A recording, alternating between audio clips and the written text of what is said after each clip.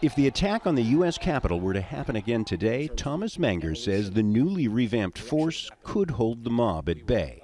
We didn't have the people, we didn't act on the intelligence, and we just weren't prepared the way we should have been. And that's going to change. That has changed, and the next time that we're tested,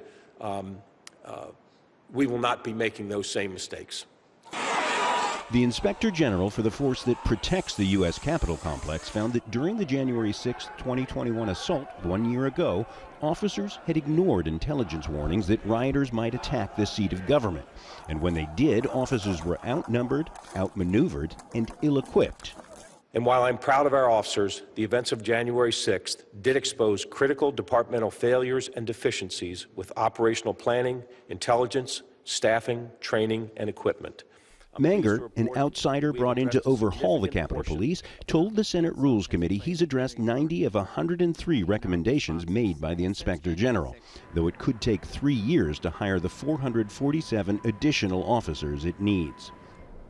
Across the U.S., federal agents in nearly every state are continuing to track down the estimated 2,500 rioters involved in the attacks. They're using 14,000 hours of video from reporters, surveillance cameras, and police body cameras. So far, more than 700 people have been charged. The Justice Department remains committed to holding all January 6 perpetrators at any level accountable under law. Retired General Russell Honore, who led a House review of the failures of the police on January 6th, told us the force was simply unprepared. It was a total failure of government. That being said, the line officers and the D.C. police saved our democracy.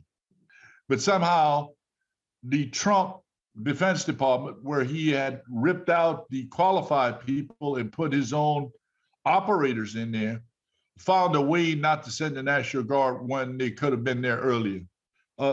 We've got to get government straight. President Biden is expected to address the attack on its anniversary.